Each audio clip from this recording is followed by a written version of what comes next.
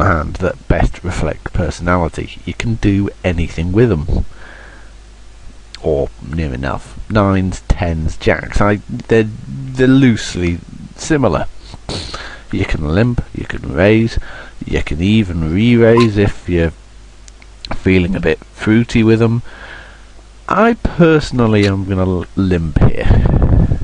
After we've seen one limp already, let's go for a set mine.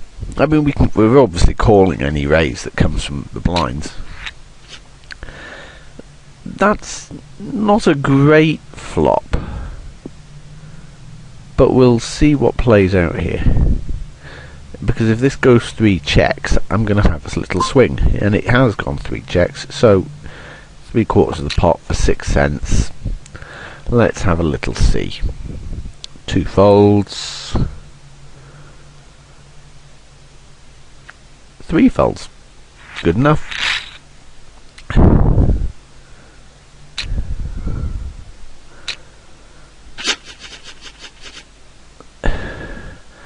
Well, even if you play the 7 deuce game, just no. If you're going to play if you're playing a 7 deuce game, and you'd get 7 deuce off, you'd still want position.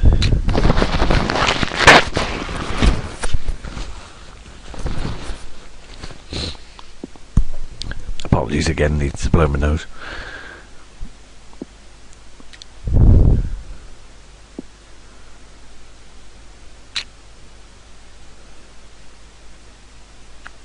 As I touched briefly in the Pot Limit Omaha double up sit and go video I did.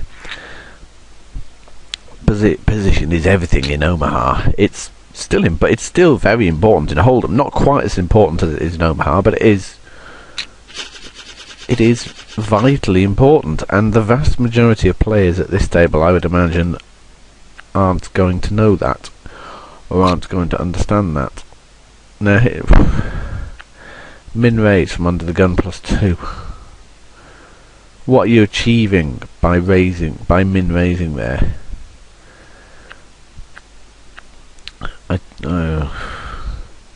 It again is a little bit of a reflection of poker and personality, but this is more.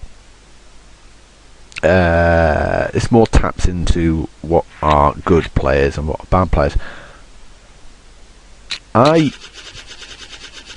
When I sat down at this table, instantly thought I'm probably the best player here, and I still think that. Doesn't mean I'm going to come out with a profit, doesn't mean I'm going to make the most profit, doesn't mean necessarily that I am the best player here. I might not be. There might be another guy filming another video who's infinitely better than me. I don't know. But there's nothing wrong with thinking it. It's a very thin line between arrogance and justified confidence.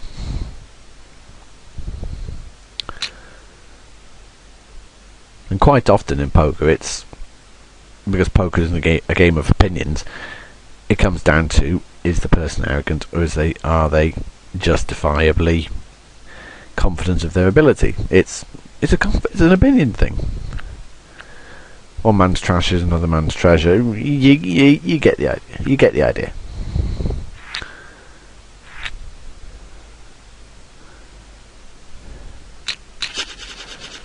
So here we are under the gun +1. Jack 2's offsuit. We're going to just fold. We're only 6 cents down, having played. Was it 1 full round or 2 full rounds? I think it's 1 full round. Near enough.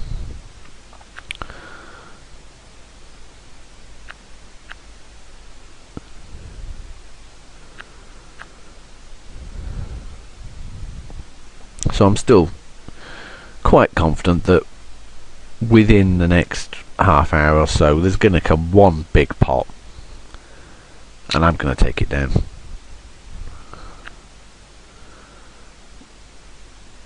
No, raising just 6 times the big blind from the button. I mean, I personally, usually, in that situation, raise to 7 cents, only because it's the pot. So they've raised nearly double the pot there. 6 deuce off, and the gun fold. A friend of mine would advocate raise there, but we don't really listen to him that much.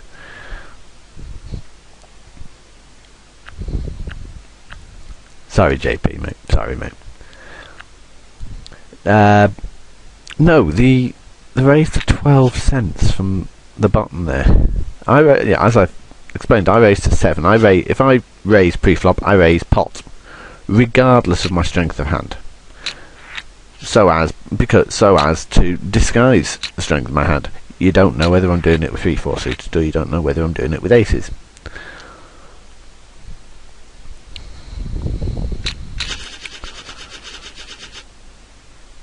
But to raise nearly double the pot there, I cannot understand that.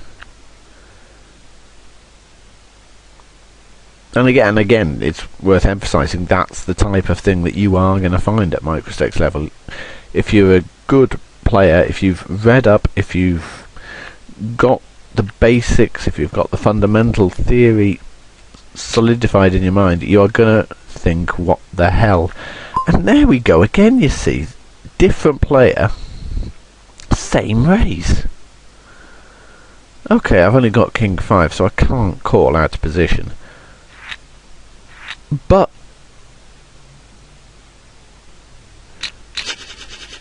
is there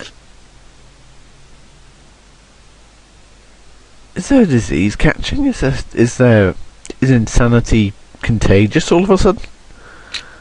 Oh, I don't know. And again,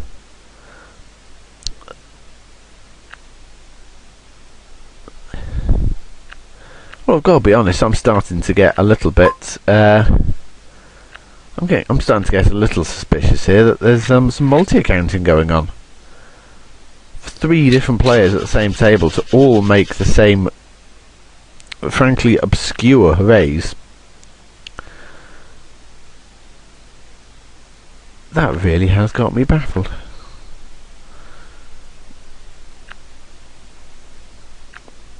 Right, well, we'll show them how it's done, because we've got a suited ace and the bottom. So there we go. I don't mind the call. If the call comes, I prefer a fold. Yeah, that'll do.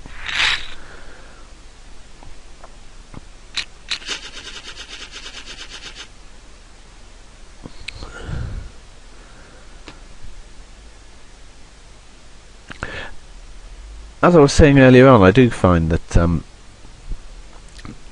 cash games allow for greater creative freedom, greater reflection on personality, etc., etc. I personally advocate a solid, technical, methodical approach to micro-stakes cash game. I prefer not getting creative, not getting particularly fruity, for want of a better word. If you've got the button, or occasionally the cut off, by all means have a little mess around, but other than that, you don't need to, because, well, I'll explain. Now, I don't feel I need to be creative or fruity or a little bit out of my tree with playing like this, because I fancy that I have enough technical knowledge, enough technical ability, that within half an hour or so there is going to come a fairly big pot, and I'm going to play it better than anyone at the table, and I'm going to rake in the profit. Is that arrogant? Maybe. Each their own. King 4 off is a fairly obvious auto fold there. You don't need to be involved, so don't be.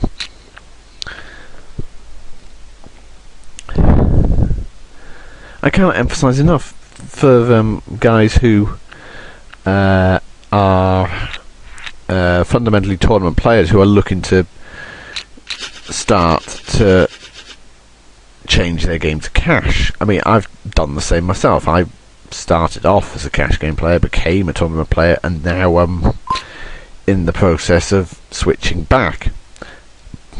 Jack 10 off, fold. It's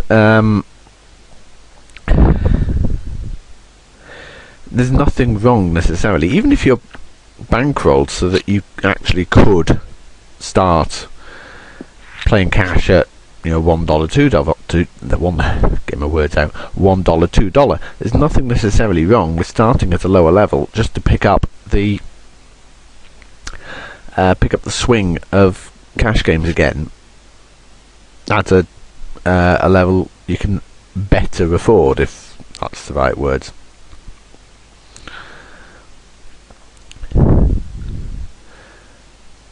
Sit and goes and well, tournament play and cash play are two entirely different beasts. There are, you know, obviously similarities because, you know, they're types of poker, but the similarities are not that numerous and not that great a similarity. Jack 8 offsuit under the gun +1, sorry, or was it +2? Yeah, under the gun +2. Just don't need to be involved. As it happens, I'm holding steady at still 6 cents below buy-in, so I don't need to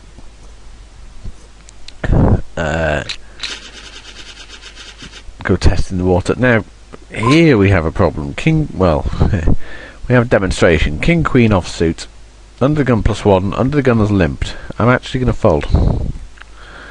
And I'm going to do it because there are going to be knowledgeable players who are going to limp Ace King or Ace Queen. Well,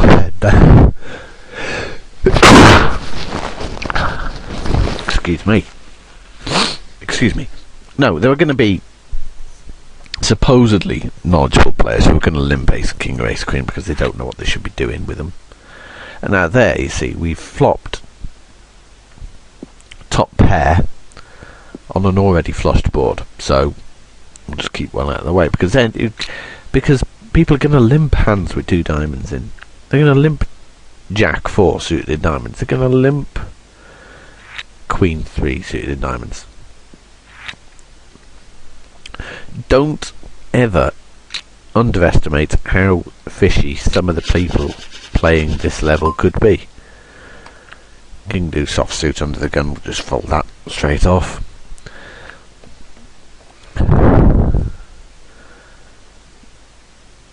I cannot emphasise enough, do not underestimate how bad some of the play at this level could be.